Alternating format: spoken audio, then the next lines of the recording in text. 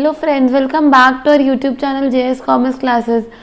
तो आज मैं आपके लिए हिंदी की वीडियो लेकर आई हूँ। 12th स्टैंडर्ड एचएससी में अगर आप हो और आपको हिंदी में दिक्कत आ रही, डाउट आ रही, परेशानी, तो आपको ये वीडियो काम आ सकता है, जहाँ पे मैं आपको बताऊंगी कि इस तरीके से स्मार्ट स्टडी करके आप बिल्कुल वही पढ़कर जा सकते हो जो एग्जाम में आने वाला है। ठीक है, कैसे, कौन से कुछ क्वेश्चन जो फिक्स वही आएंगे मैं आपको वो बताऊंगी। तो प्लीज़ वीडियो के एंड तक बने रहना और ध्यान देना कि मैं क्या क्या बोलने वाली हूँ और किस तरीके से क्या स्मार्टनेस और क्या ट्रिक यूज़ करके आप पढ़ाई कर सकते हो।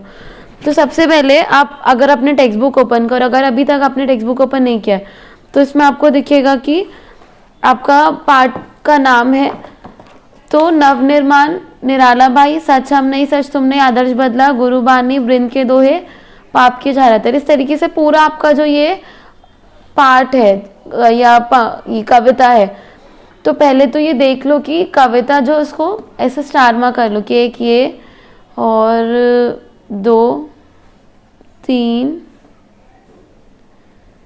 4 5, ठीक है, 6, यानी इसमें से 6 तो क्या हो गई, आपकी कविता हो गई।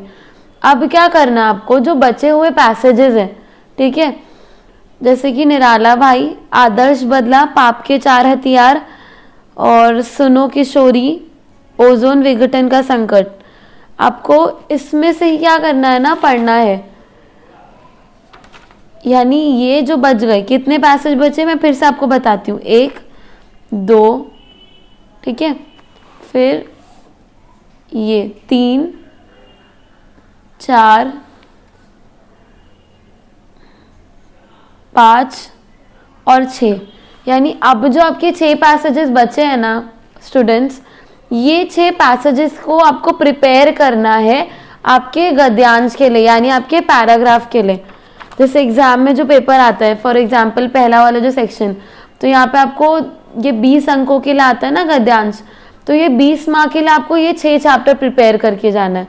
समझ आ रहा है आपको? अब इसको करोगे कैसे, लास्ट ईयर में जो पैसेजेस आए थे, जो लास्ट ईयर बिल्कुल आ चुके, आप उनके अलावा दूसरे चैप्टर्स को ज़्यादा प्रेफरेंस दो और टेक्स्ट बुक के पीछे वाले क्वेश्चंस या 21 या डाइजेस्ट वगैरह में से सॉल्व करके ले लो। ये हो गया। तो ये तो बात हो गई आपके पैसेजेस के सॉल्विंग के बारे में। करना क्या है, 6 पैसेजेस में जो लास्ट ईयर आया था उसके अलावा पहले किसको प्राथमिकता, प्रायोरिटी देनी, जो नहीं आ चुका उसको, और उसको एक एक बार प्रैक्टिस कर लेना है। तो ये 6 चैप्टर आपको पता है कि इतना सारा नहीं, सिर्फ 6 है। अब उन 6 में से भी क्या करना, आपको 2 तो आ जाएगा पैसेज में। अब जो बाकी का 4 बचा है ना, तो आपको उसके ना क्वेश्चन आंसर्स आएंगे, प्रश्न उत्तर आएंगे। तो आपको उसके लिए क्या करना है कि लास्ट ईयर का देखना किस तरीके से प्रश्न पूछा था, उसको रेफर करने के बाद उसके उत्तर आपको एक बार देखने हैं। ठीक है, वो उत्तर जब आप देख लोगे ना, उनको ही पहले तो प्रैक्टिस करके ले लो, हर चैप्टर का 2-2 3-3। अब मानो कि अगर आप हर चैप्टर का 3-3 उठाते हो प्रैक्टिस करने के लिए, तो क्या हो जाता है कि आपको अगर वो आता है तो उससे रिलेटेड कोई दूसरा प्रश्न है, आप उसको छोड़ना नहीं है, आपको आप वही अटेम्प्ट कर सकते हो, वही वाला थोड़ा बहुत और अपने शब्द ऐड करके लिख सकते हो। तो ये बहुत आसान तरीका है कि आप क्या कर सकते हो, अपना गद्यांश को सॉल्व कर सकते हो, पैसेज को। मैं आपको प्रश्न उत्तर बताती हूँ। जैसे कि ये बोर्ड की कृति पत्रिका जुलाई 23 का है। अभी ये देखो पैसेज है स्टूडेंट्स, ठीक है, तो ये अभी इसके बाद 2 पैसेजेस के बाद ये लोग जो क्वेश्चन आंसर पूछते हैं, जैसे कि निम्नलिखित प्रश्नों में से किन्हीं 2 प्रश्नों के उत्तर लगभग 80 से 100 शब्दों में लिखिए। तो आप इसको छोड़ोगे तो नहीं, अगर आप छोड़ोगे तो आपको पता है 0 मार्क्स मिलेंगे। तो 0 या 0 मिलने से अच्छा कुछ तो मिले। तो उसके लिए आपके पास टाइम तो है ना, अभी पढ़ाई करके जाओ। तो कैसे क्वेश्चन पूछा, निराला जी का आतिथ्य भाव स्पष्ट कीजिए। निराला भाई जो चैप्टर उसमें से है, सुनो किशोरी चैप्टर में से पूछ लिया, बैजू बावरे में से पूछ लिया, यानी इनडायरेक्टली हर चैप्टर में से कुछ ना कुछ पूछता है। अब आपको मेरी बात समझ में आ रही होगी कि उसने अगर 2 पैसेज उन्होंने पूछ लिए, तो वो 2 पैसेज कोई भी 2 चैप्टर में से होंगे, एक ये गद्यांश हो गया और एक ये गद्यांश हो गया। अब ये जो प्रश्न उत्तर पूछे थे, तो ये भी बाकी के 3 मतलब सारे चैप्टर में से, यानी अगर आप पूरा चैप्टर में से कुछ कुछ चीज़ें भी प्रिपेयर करके जाते हो स्टोरी समझ लेते हो, थोड़ा बहुत आंसर लिख कर प्रिपेयर कर लेते हो, तो आपका आराम से गद्यांश का 20 मार्क्स का प्रिपरेशन हो जाता है। अब जो बचा क्या, इसके बाद आप क्या याद करोगे, ठीक है। और ये सारे इन्फॉर्मेशन गलत बिल्कुल नहीं, अगर आप फॉलो करोगे, आप स्मार्टनेस लगाओगे तो बिल्कुल आपको करेक्ट लगेगा। अब इसके बाद बारी आती है उस चीज़ की जहाँ पे आप शायद अटक सकते हो, आपको दिक्कत हो सकती है। वो ये है कि आपको साहित्य संबंधी सामान्य ज्ञान पर आधारित निम्नलिखित प्रश्नों के उत्तर लिखने एक एक वाक्य में। मतलब यहाँ पे 2 अंकों के लिए 4 दिए होंगे, 4 में से कोई 2 लिखना है। अब अगर आप पढ़कर नहीं गए हो तो आपको क्या पता डॉक्टर कृष्ण कुमार मिश्र की रचनाओं के नाम क्या है, तो आपको ना ये टेक्स्ट बुक में या तो डाइजेस्ट वगैरह में ऐसे पूरे आंसर्स मिल जाएंगे, तो ये सारे आंसर्स को याद कर लो। समझ आ रहा है, यानी ये प्रिपेयर कर लिया, आपको पता है करना क्या है, बस आपको पढ़ने की ज़रूरत है, ठीक है। आई होप आपको गद्यांश वाला क्लैरिटी मिल गया होगा कि कैसे आप पैसेज क्लियर करोगे।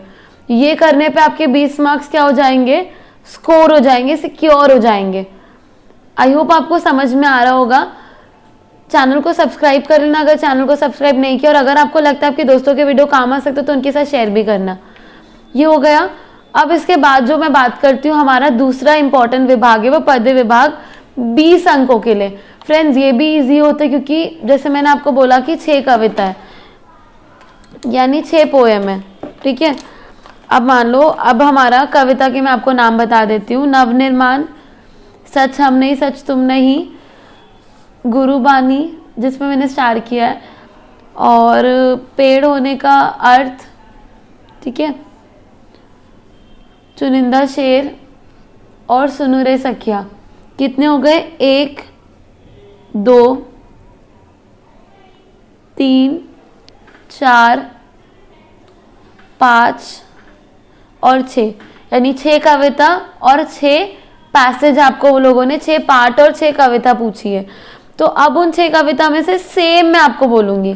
पैटर्न आपको पता है ना कि आपको 20 अंकों के लिए विभाग 2 आता है, यानी जिसमें आपको सेम गद्य वाला पैटर्न फॉलो करना है। 2 पैसेजेस आएंगे, तो 1 और 2 कविता में से तो डेफिनेटली आने वाला है, यानी आपको पैसेज प्रिपेयर करके जाना पड़ेगा कि ये इसके ऐसे आंसर्स है। अभी देखो ये सुनो रे सखिया का आया था। अब इसके बाद ये वाला हो गया, ठीक है, वृंद के 2 है, तो ये 2 कविता हो गई, यानी 2 कविता 6 में से 2 आई गई फॉर श्योर। अब क्या होता है ना फ्रेंड्स, इसके बाद आपको ये लोग रसास्वादन देते हैं। जैसे प्रश्न नंबर 2E में बोला है इस कविता के ऊपर रसास्वादन कीजिए नवनिर्माण। तो अब आपको नवनिर्माण कविता का रसास्वादन आता है तो आप लिखोगे, नहीं आता है तो आप क्या करोगे, उसके ऑप्शन में भी ना जो ये है पेड़ होने का अर्थ, ये वाले का रसास्वादन आपको लिखना है, यानी 2 रसास्वादन होगा ऑप्शन में और 2 कविता के पैसेजेस होंगे, यानी ये आपका हो गया। अब ये होने के बाद आपका 6 में से कोई 4 कविता फिक्स है कि वो आने ही वाली, वो पोएम आने, तो आपको वो भी अगर प्रिपेयर कर लेते हो तो कोई प्रॉब्लम नहीं। अब इसके बाद अगर हम देखें तो साहित्य संबंधी सामान्य ज्ञान पर आधारित निम्नलिखित प्रश्नों में से किन्हीं 2 सेम पैटर्न है। डॉक्टर कवि जगदीश गुप्त की प्रमुख साहित्य कृति, लोकगीत की 2 प्रकार, चतुष्पदी, यानी 4 में से कोई 2 करना है आपको। तो ये भी आपको पढ़कर जाना है, पता है, क्लैरिटी है, पढ़ना क्या है, बस आपको वो कंटेंट को उठाना है एक जगह से और उसको याद करना। याद करने वाली चीज़ें क्या है मैंने आपको बता दिया है। रसास्वादन आपको याद करना है, ठीक है, और आपको ये प्रश्न उत्तर याद करने हैं और ब्रीफ आंसर, लघु उत्तरी प्रश्न याद करने हैं।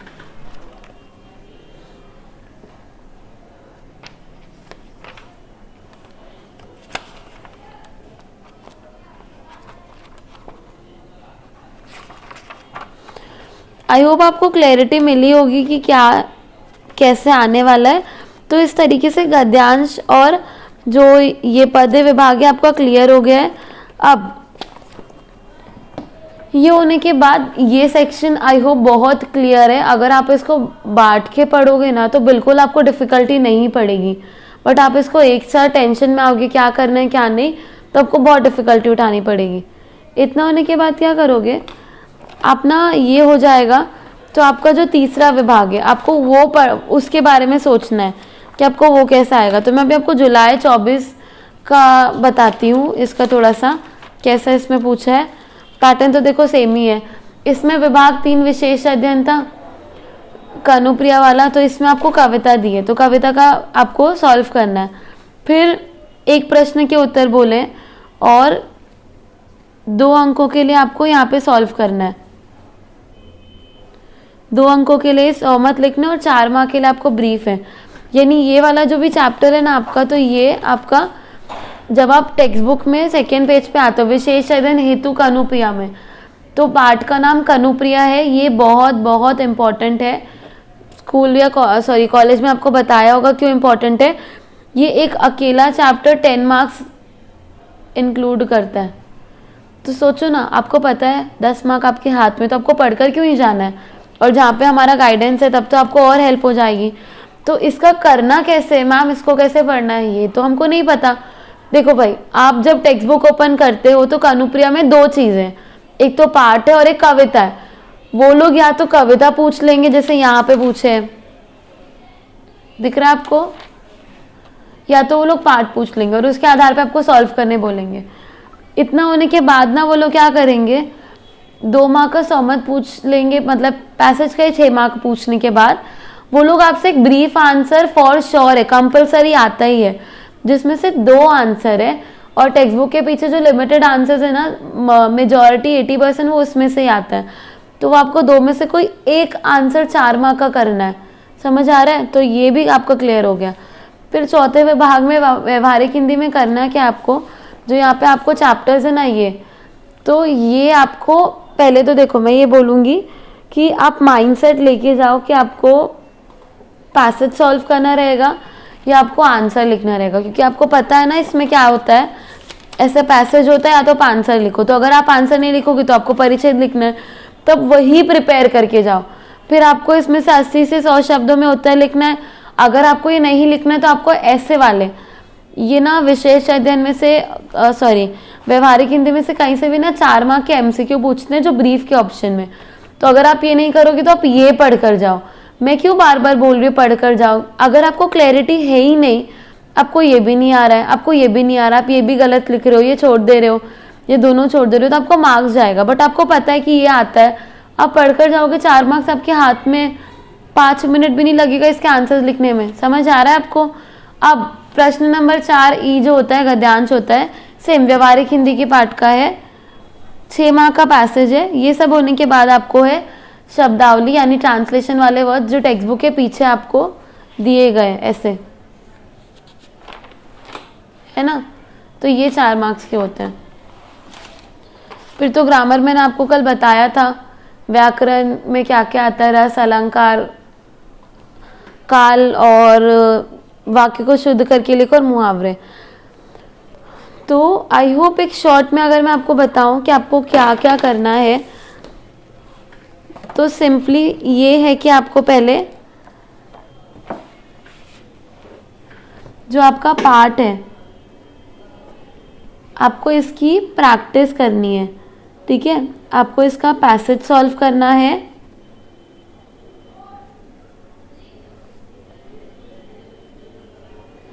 और ये बाकी हर आपको पार्ट में से ना कम से कम 2 से 4 को क्वेश्चन जो होते हैं ब्रीफ, आपको इसको रीडिंग करके जाना है, याद करके जाना है। या तो रीड करो या तो मेमोराइज करो। अगर मेमोराइज नहीं हो पा रहा है तो रीड करके जाओ। ये मेरा पहला आज का टिप था, यानी कंपलसरी ये तो आने ही वाला, और आपको बहुत क्लैरिटी के साथ मैंने बता दिया क्या है। अब इसके बाद जो आपका पद्य विभाग है, इसमें भी देखो भाई आपको 6 पोएम्स है। इन 6 कविता में से आपको 4 कोई कंपलसरी पूछता ही है, 2 आपको पूछता है रसास्वादन में, और 2 आपको पूछता है पैसेज सॉल्विंग में। यानी आपको 6 आउट ऑफ कितना आएगा, 4 कंपलसरी आएगा। तो आप क्या करो, रसास्वादन पढ़ के चले जाओ हर उसका। बिलीव मी, अगर आप 2 से 3 टाइम भी रीड करते हो ना रसास्वादन, आपको 100% मुझे ऐसा कॉन्फिडेंस है कि आपको याद हो जाएगा या आप अटेम्प्ट कर पाओगे एग्जाम में। और बाकी का जो 2 पोएम का पैसेज सॉल्विंग है, 2 या आप 4 कर लो, 4 या 2 पोएम का पैसेज सॉल्विंग कर लो, तो इससे क्या हो जाएगा, आपको एक क्लैरिटी मिल जाएगी सॉल्व करके 2-3 बार कि सॉल्व कैसे करना है। तो ये आज का 2 इम्पॉर्टेंट टिप था। अब तीसरी जो चीज़ है वो ये है कि जो कनुप्रिया है, कनुप्रिया बहुत इंपॉर्टेंट है क्योंकि ये 10 मार्क्स का आने वाला है। तो मैंने आपको क्या बताया, 20, 20, 40, ठीक है, यहाँ पे 40 बताया, यहाँ पे आपको 10 बताया कि किस तरीके से ये 50 मार्क्स का अगर आप पढ़कर जा रहे हो ना, तो यहाँ पे अच्छा खासा आपका मार्क्स कवर अप हो सकता है। तो कनुप्रिया का हमने क्या सीखा आज, आपको क्या करना है, पैसेज सॉल्विंग करनी है या पोएम सॉल्व करनी है लास्ट ईयर के पेपर की, प्रीवियस पेपर्स की, जिससे आपको आइडिया मिलेगा। और दूसरा क्या करना है आपको, दूसरा क्या करना था, याद आ रहा है, इसके ब्रीफ आंसर्स पढ़ने थे। जो एक ब्रीफ कितने मार्क के आएंगे, 4 मार्क्स का आंसर आएगा, ठीक है। तो ये 50 मार्क्स की स्ट्रैटेजी बहुत क्लियर है। बाकी व्याकरण में मैंने आपको बताया कि आपको व्याकरण में क्या पढ़ के जाना है, जो 10 मार्क्स का है। अभी वो व्याकरण में हमने आपको पहले ऑलरेडी इसके ऊपर और भी वीडियोस बनाए, तो ये वीडियोस आपको डिस्क्रिप्शन के लिंक में मिलेंगे, आप प्लेलिस्ट में भी जाके देख सकते हो। और अगर आप चाहते हो कि चैनल के साथ व्हाट्सएप चैनल या टेलीग्राम चैनल के साथ जुड़ के आपको इसके नोट्स वगैरह मिले, तो वो डिस्क्रिप्शन में है, आप प्लीज़ वो देख लेना। अब उसके बाद जो आपका व्यवहारिक हिंदी बचा, तो व्यवहारिक हिंदी में भी आपको मैंने क्लियरली बताया है ना कि आपको क्या करना है। ये 20 मार्क्स का आता है, जहाँ पे आपको पैसेज सॉल्व करके जाना है अगर आप पैसेज करने वाले हो, और आपको MCQs जो है 4 मार्क के वो पढ़ के जाना है। तो ये बहुत क्लियर स्ट्रैटेजी मैंने आपको बताई कि ऐसा आप कर सकते हो। आई होप आपको समझ में आया होगा। तो इसी के साथ हम इस वीडियो को एंड करते हैं। कुछ भी डाउट हो तो आप कमेंट सेक्शन में लिख सकते हो, और ऐसे और वीडियोस के लिए चैनल के साथ प्लीज़ बने रहिए, और इसको अपने दोस्तों के साथ शेयर करना मत भूलना। अभी भी आपके पास टाइम है, पढ़ाई करोगे तो अच्छे से अच्छे मार्क्स भी स्कोर कर सकते हो। Thank you so much.